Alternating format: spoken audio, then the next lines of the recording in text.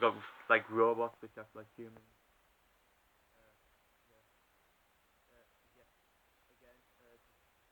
Robots. Another film, quite different robots. Both of them show like the horrors of robots.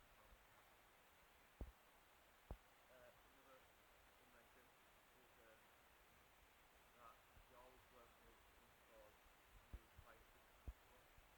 Say the world is changed because of their own invention, or say if they introduce time travel. Time travel is great science fiction invention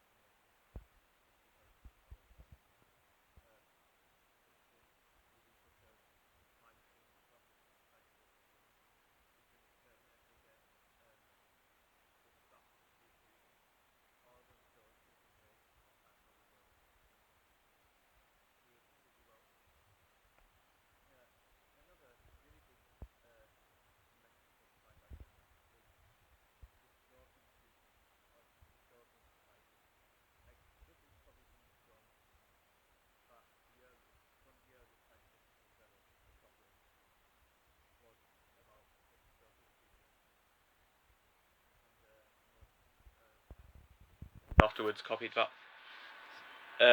This includes again the Terminator, because an Alien, because it's just mainstay. It's easy to have a dystopian future because technology's gone too far and they don't know how to control it.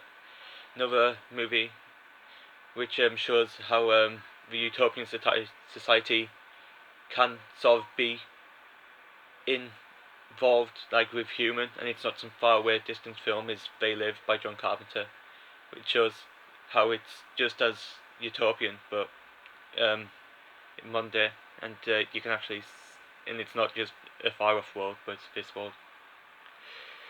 It also comes down to the character design and the setting. You know, everything chrome, futuristic-y, or really bleak. Like everyone's wearing really tight leather for some reason, or just jumpsuits.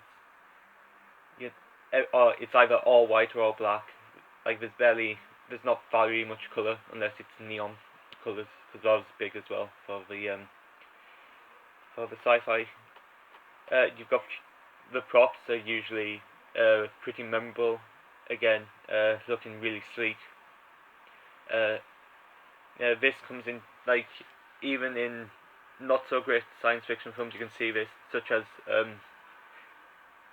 how they change Jason in Jason X, returning from just this dude with a hockey mask to this robot, just because they're like, oh, we can't.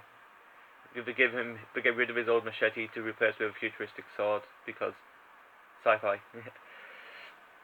Of course, huge convention of science fiction films is the setting. It's usually in space because, well, most science fiction films, no, most films set in space are science fiction films because it just lends itself to it so well.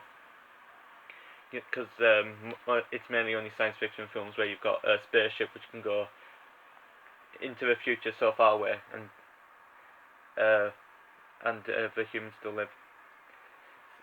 This can come in many forms. Like it can be in Alien, where its space is seen as boring, and 2001: A Space Odyssey, where you're just there in space because there's space. It can be like in Star Wars, where it's just used to bring up new locations and to add cool plot points. Or it can be something like, or it can be something where space is used to its full extent, like in some of the Star Trek movies, I guess. If it's not set in space, though, it's pretty much always an alternative future from our own, or just what they think the future will be like, such as Back to the Future. Um, but yeah, it's usually a bad future, as in Terminator, as in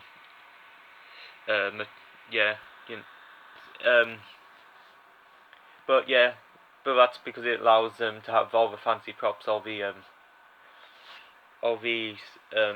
subtleties of the sci-fi genre, but like still be like, oh, it's on Earth, but it barely ever looks like Earth. Might also help with budgeting, you know. Yeah, so that's about it. Those are some of the main conventions for the sci-fi genre, and this, and I hope this has been helpful.